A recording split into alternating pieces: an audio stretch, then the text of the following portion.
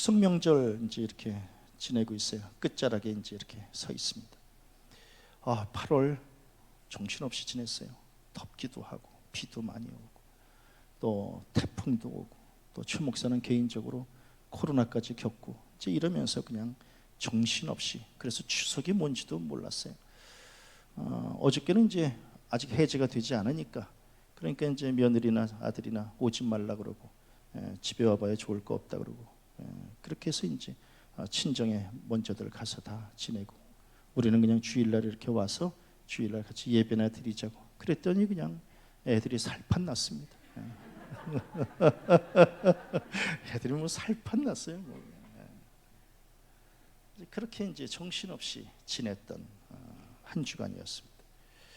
그러면서 추석 명절을 지내면서 이제 형제지간에 대한, 부모님에 대한 그런 말씀을 묵상하다가 이제 야곱에 대한, 그리고 야곱의 12아들들, 특별히 요셉에 대한 이러한 말씀들을 이제 묵상하게 되었습니다.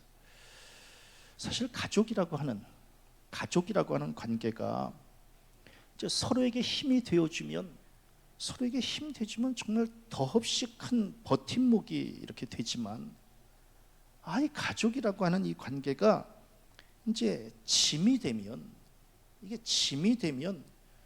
혈연 관계라고 하는 이유로 이제 평생을 짊어져야 되는 그 부담으로 이제 자리하게 됩니다.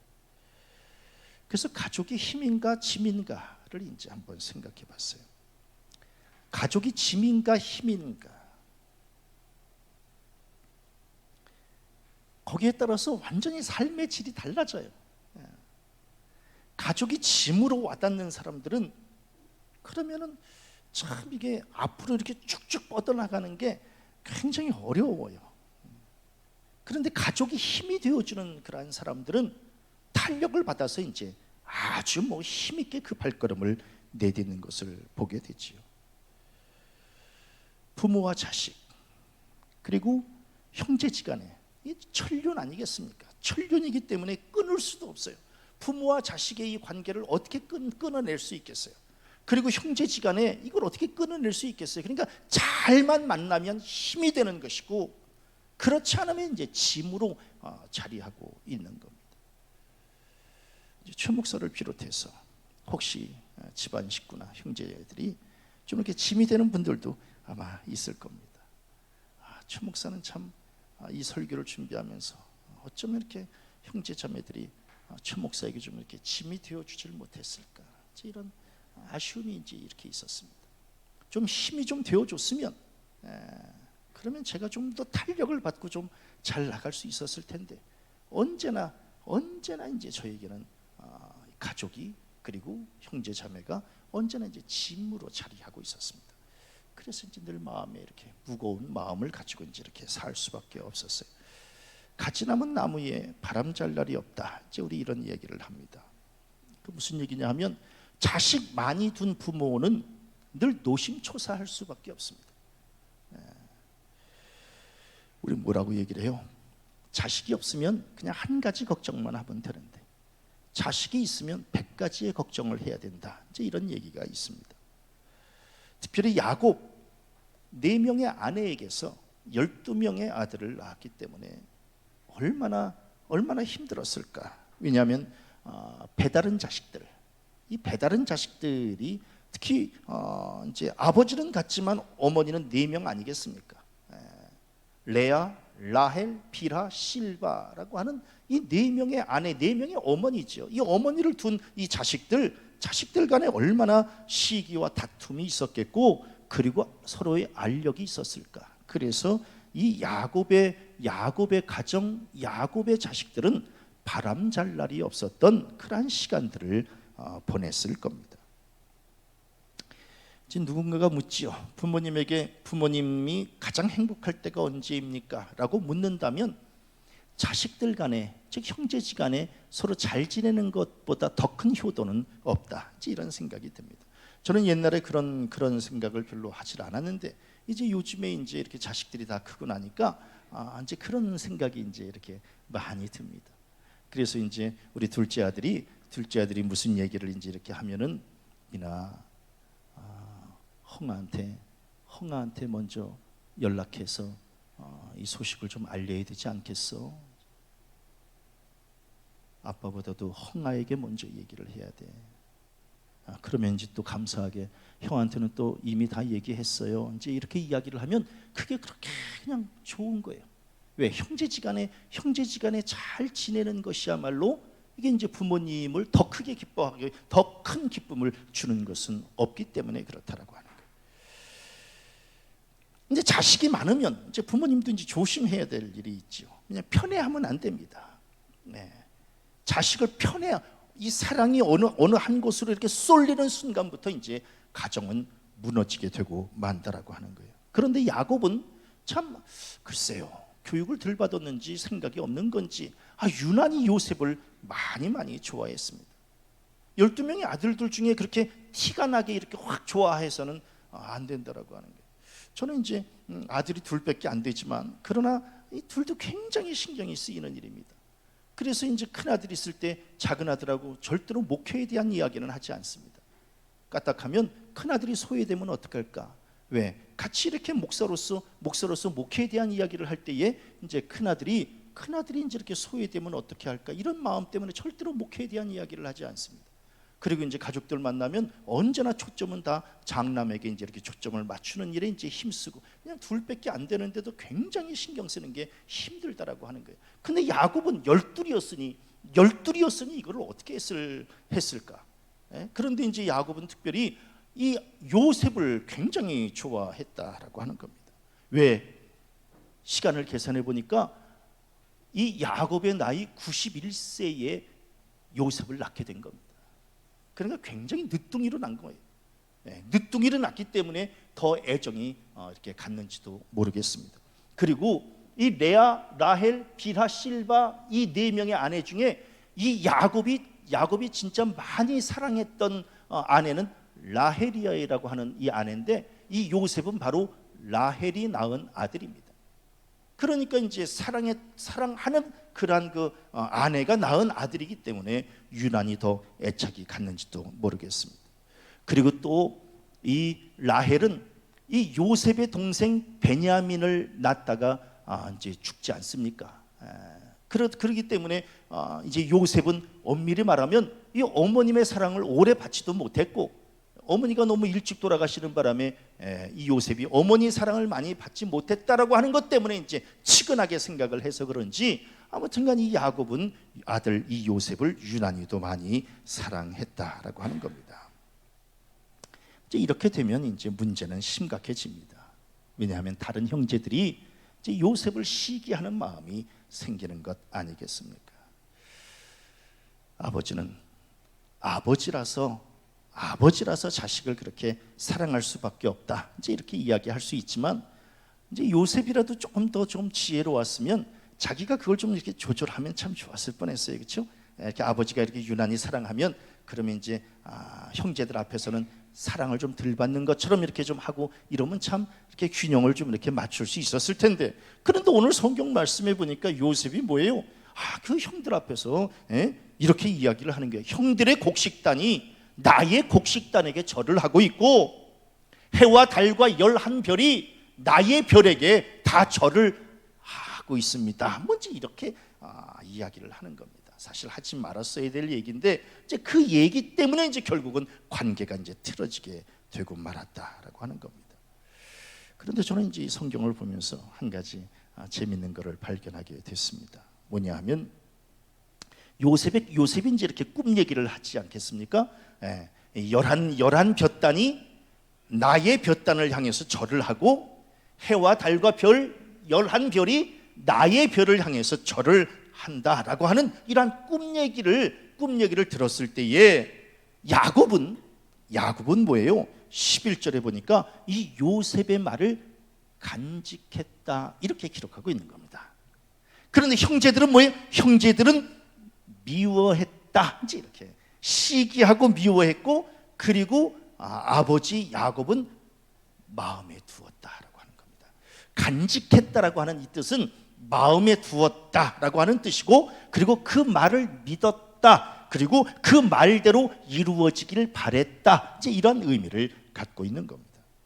그러니까 똑같은 얘기를 듣고도 이 요셉의 형제들은 시기하고 미워하는 마음을 가졌고 아버지는 간직해 두었다는 겁니다. 이게 이 요셉이 비범한 인물이 되겠구나, 또 그렇게 됐으면 좋겠다라고 하는 이러한 이제 마음에 간직해 두었다라고 하는 거예요.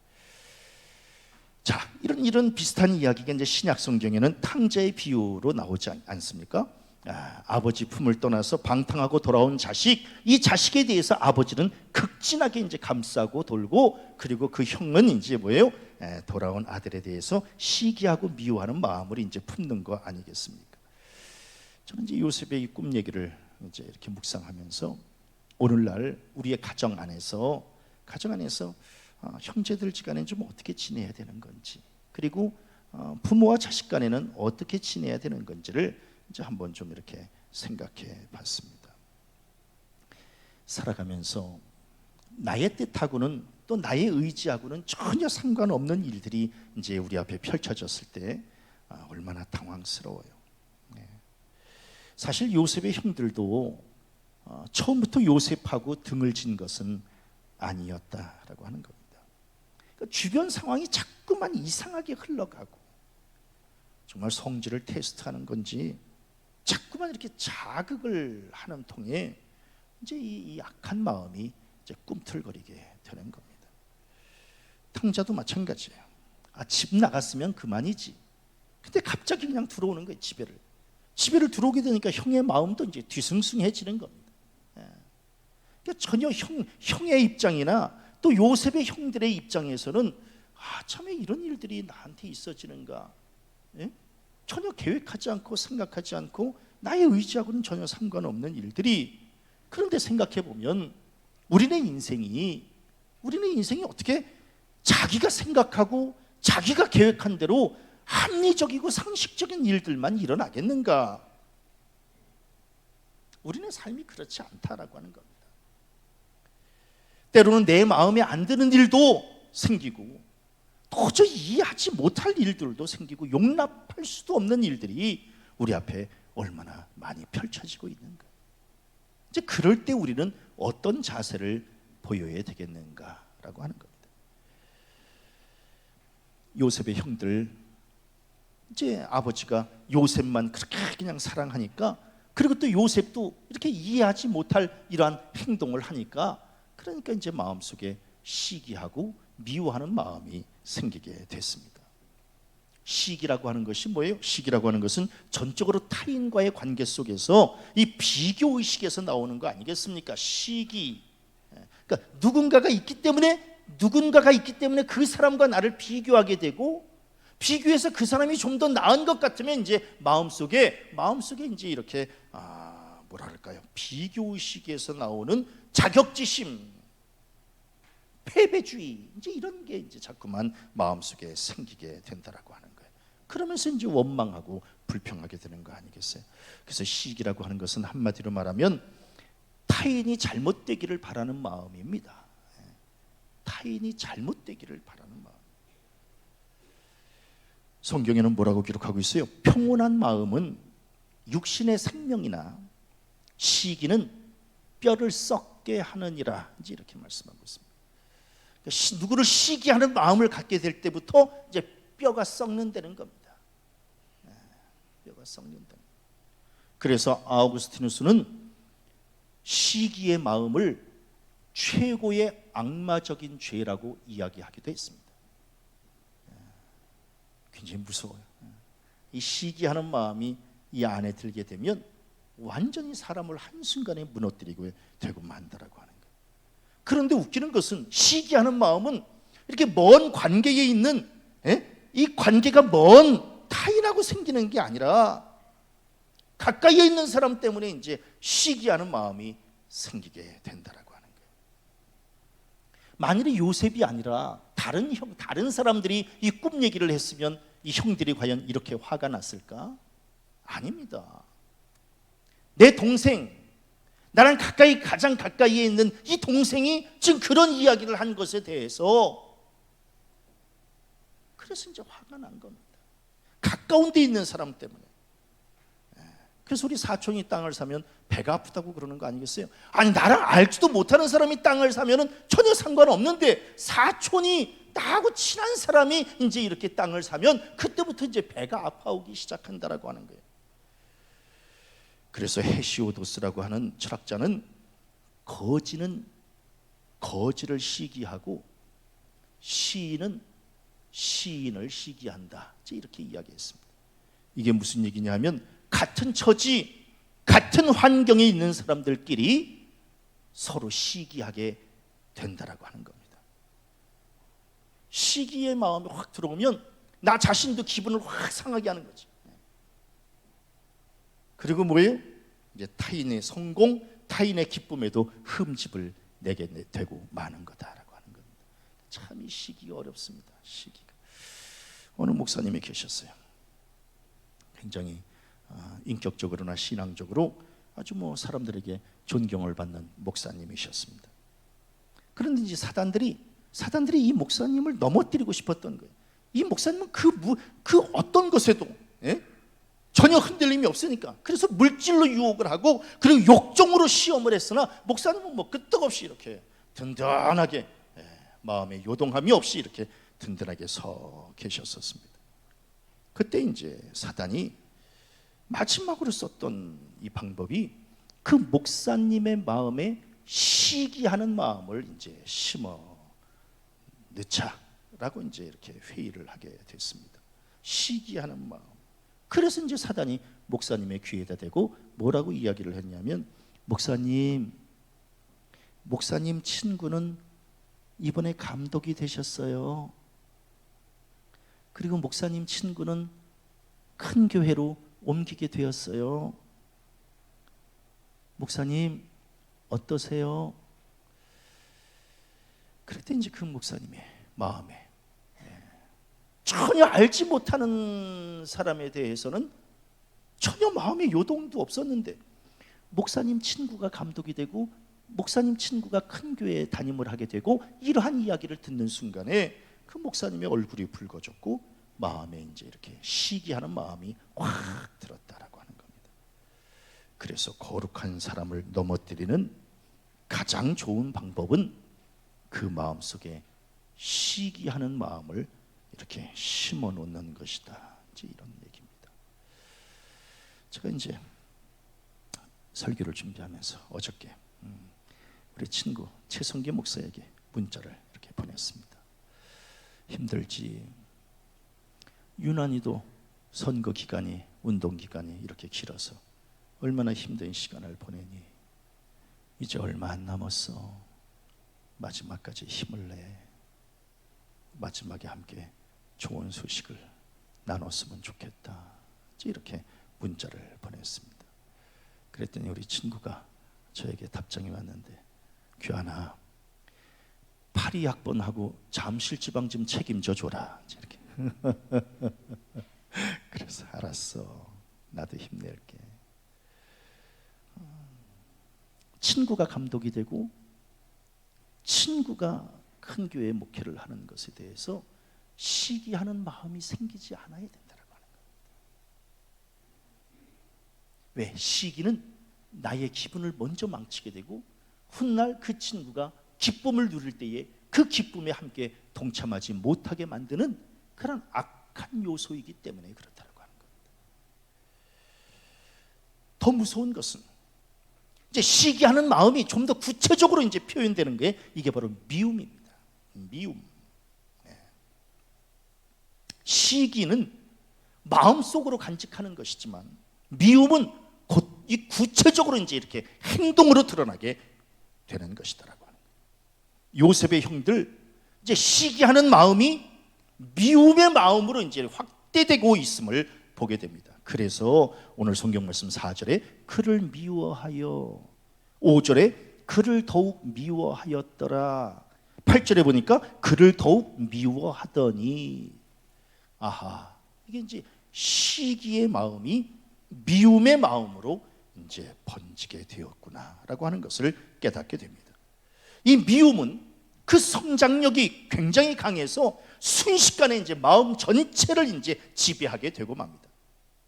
그래서 미움의 마음은 이제 행동으로 옮겨지게 되는 거예요. 행동으로. 그래서 오늘 성경 말씀 보면 아주 웃깁니다.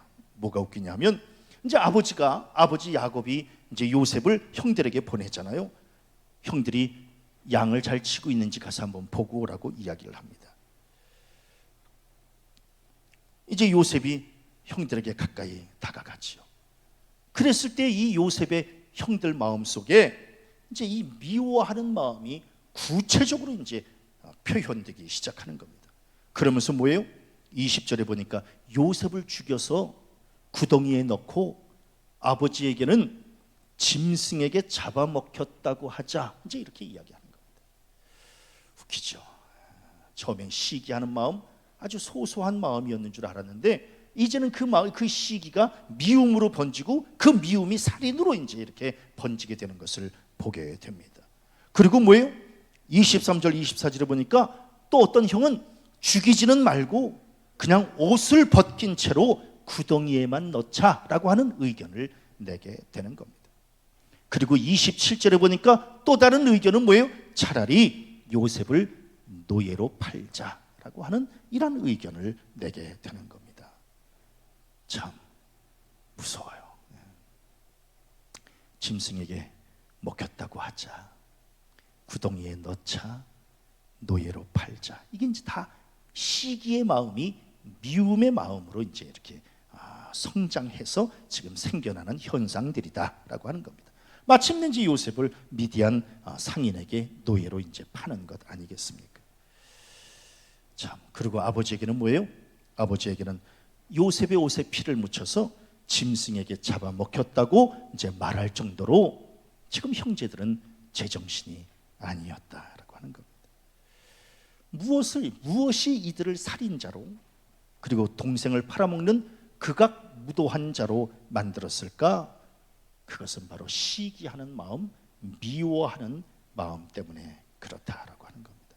그래서 이 미워하는 마음은 이렇게 무서운 결과를 초래하게 되고 만다라고 하는 거예요. 자기는 아무 생각 없이 그냥 이렇게 한 말이라 할지라도 당하는 사람의 입장에서는 생과 사를 넘나드는 그런 아주 큰 일이 될 수도 있고, 그리고 그냥 무심코 내뱉은 나의 이 미움의 말 한마디가 그 사람의 기력을 빼앗고 그 사람을 주저앉게 만드는 원인이 될 수 있다라고 하는 겁니다. 그래서 내가 옆 사람과 공모해서, 오늘 성경 말씀 뭐예요? 18절에 보니까 꾀하여, 이게 뭐예요? 옆 사람과 공모해서 그 사람을 미워하는 이러한 행위 때문에 그 사람은 눈물로 통곡을 하는 이러한 일이 생기게 되고 만다라고 하는 겁니다. 그래서 시기하고 미워하는 마음은 굉장히 무섭다라고 하는 겁니다. 형제지간에도 마찬가지예요. 절대로 미워하거나 시기하고 이제 그 마음이 안에 이렇게 심어지는 순간 가족은 또 가정은 한순간에 깨지게 되고 만다라고 하는 거예요.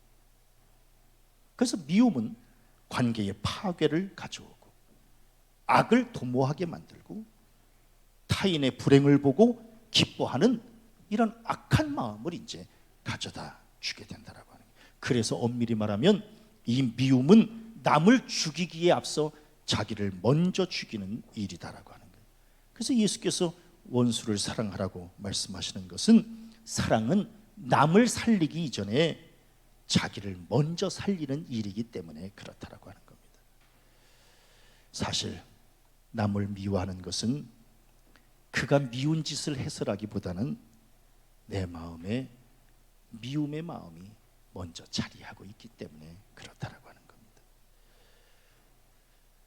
성경을 읽다 보면 참 묘한 느낌을 이렇게 받습니다. 뭐냐 하면, 자, 요셉의 형들 요셉을 제거했다고 생각했겠지만 형들은 자신들이 요셉에게 나중에 굴복하게 된다라고 하는 사실을 그 당시에는 깨닫지 못하고 있었다라고 하는 겁니다. 처음에 형들이 의기양양했잖아요. 왜?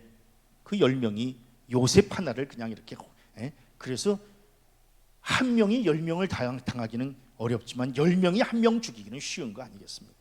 그러니까 자기네들이 의기양양해서 요셉을 제거했다 이렇게 생각을 했는지 모르지만 창세기 42장 6절에 보니까 이 형들은 동생 요셉 앞에서 무릎을 꿇게 되고 만다라고 하는 거예요. 참 묘합니다. 묘한 생각이 드는 거예요. 처음에는 형들이 이 요셉을 구덩이에 넣잖아요. 그런데 42장 17절에 보니까 나중에는 형들이 감옥에 갇히게 되고 만다라고 합니다. 웃겨요. 처음에는 형들이 요셉에게 괴로움을 주었지만 42장 21절에 보니까 이 형들이 나중에 뭐라 그래요? 우리에게 괴로움이 임했구나, 이렇게 이야기를 합니다. 이게 이제 시기하는 마음, 미워하는 마음의 결과다라고 하는 거예요. 처음에는 형들이 요셉을 피 흘리게 만들었잖아요. 그런데 42장 22절에 보니까 형들이 뭐라고 이야기를 해요? 아하, 우리가 요셉의 핏값을 내게 되었구나, 이렇게 이제 이야기를 하게 되는 겁니다. 그래서 이게 무서운 일이구나. 무서운 일이구나. 그래서 미워하는 자는 나중에 더 비참하게 된다라고 하는 거예요. 미워하지 마세요. 시기하지도 말고 그냥 박수 쳐주고 격려해주고 응원해주고, 그게 그 사람을 살리는 일이기도 하지만 나를 살리는 일이기도 하다.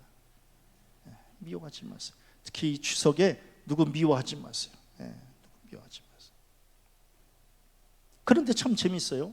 형제들은 이렇게 지금 요셉에 대해서 시기하고 미워하는 마음으로 이제 이렇게 가득 차 있었는데, 아버지 야곱의 그 마음은 이 요셉의 이 꿈 얘기를 마음에 간직해 두었다라고 하는 거예요.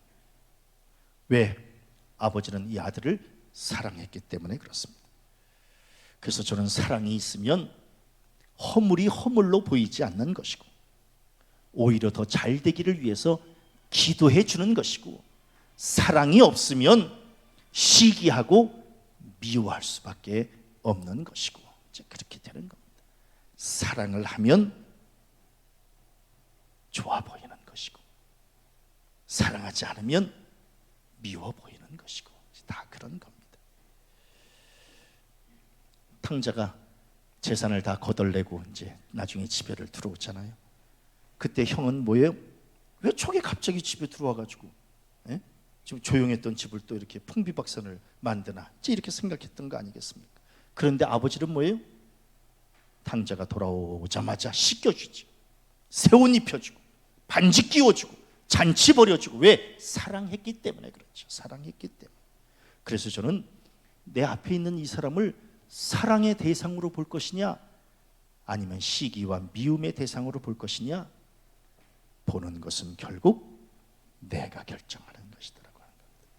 내가 이 사람을 사랑으로 볼 것이냐. 웃겨요.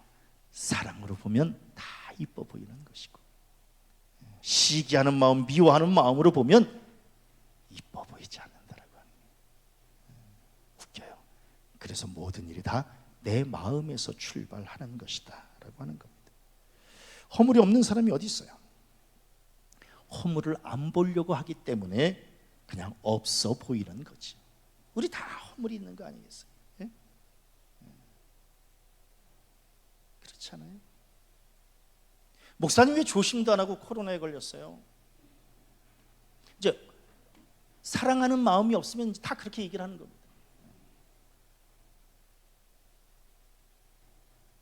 그런데 이제 사랑하는 마음이 있으면 어떻게 해요? 목사님 견딜만 하세요? 이번 주일은 꼭 봤으면 좋겠어요. 빨리 회복되세요. 이건 이제 사랑하는 마음이 있으면 그렇게 이야기를 하는 것이고, 사랑하는 마음이 없으면 목사님 뭐 집회 나다니고 이러시다가 결국 코로나 걸리시고 온 거 아니에요? 제가 보니까 그 코로나가 세종식 코로나인데 이제 이렇게. 자, 다 그런 거예요. 그러니까 사랑하는 마음이 있으면 이렇게 문자 하나를 이렇게 보더라도 따뜻함이 이렇게 스며 있는 것이고, 사랑하는 마음이 없으면 그 문자에도 이렇게 가시가 이렇게 돋치는 것을 보게 되는 거죠. 알렉산더 대왕이 이 오른쪽 뺨에 흉터가 있었다고 그러죠. 흉터가. 옛날에 왕들은 다 전쟁터에 나가서 전쟁을 이렇게 치러야 되기 때문에 뭐 흉터가 뭐 얼굴에만 있겠습니까? 그런데 이제 이렇게 얼굴에 흉터가 있었다는 거예요. 근데 이 알렉산더 대왕이 이제 자기의 이 얼굴을 초상화로 좀 이렇게 남기고 싶은 마음이 있었던 모양입니다.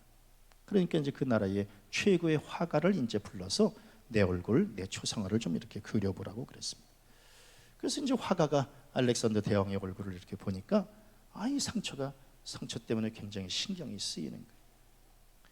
이걸 그대로 그리자니 왕이 싫어할 것 같고, 이 상처 없이 그냥 그리자니 또 이 화가의 양심상 또 그럴 수도 없고, 그러니까 고민을 하다가 이 화가가 왕에게 임금님 이렇게 좀 오른쪽 손으로 이 턱을 좀 이렇게 좀 괴어 보세요. 이렇게.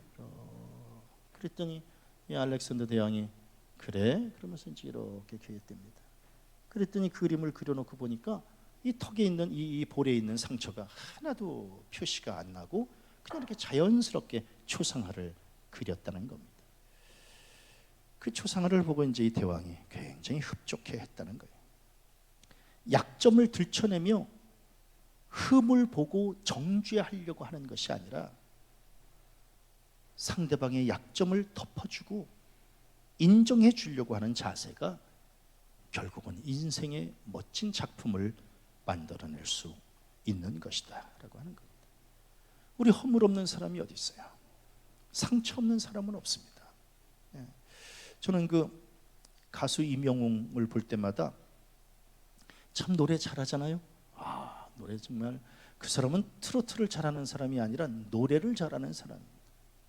그런데 그 얼굴을 볼 때마다 얼굴에 상처가 이렇게 깊은 상처가 여기 이렇게 나 있는 것을 보면 제 마음에 안타까움도 있지만 또 그런 생각이 있습니다. 뭐냐 하면 상처 없는 인생이 어디 있으랴라고 하는 거예요. 우리는 모두가 다 크고 작은 상처를 끌어안고 살아가고 있는 존재 아니겠습니까?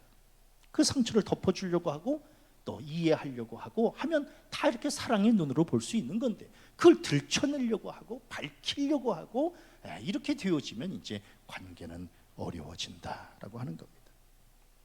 우리는 어때요?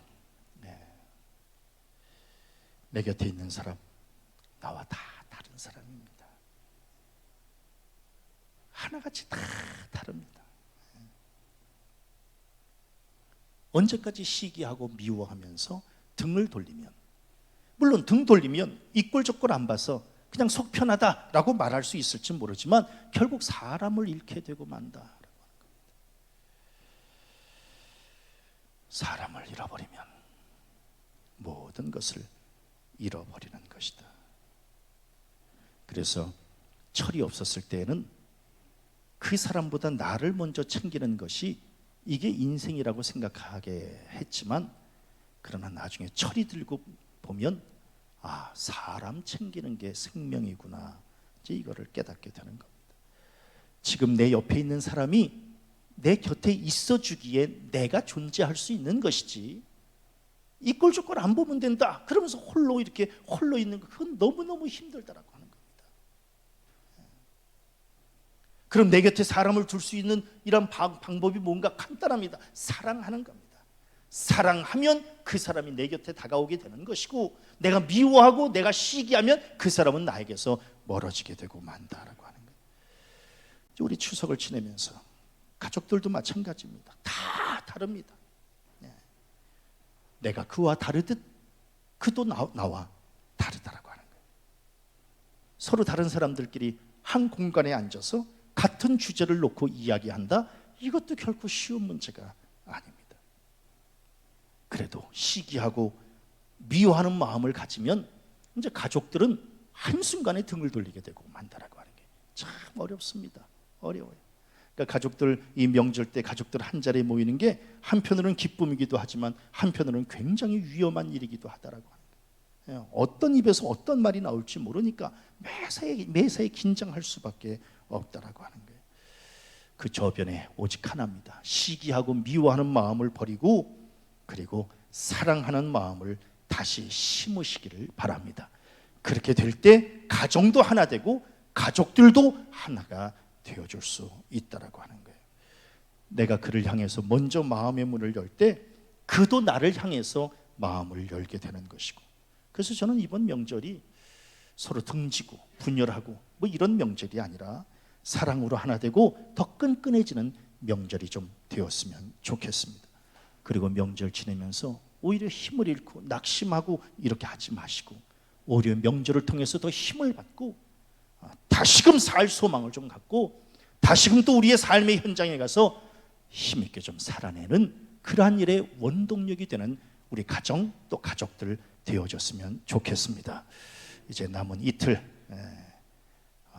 명절 연휴 잘들 지내시고 혹시 참석 못한 가족들 떠오르거든 전화로 좀 한번 좀 더 위로하시고 힘 주시고 그래서 주님 안에서 사랑으로 하나 되어지는 복된 우리 성도들의 가정 되시기를 주님의 이름으로 간절히 축원합니다.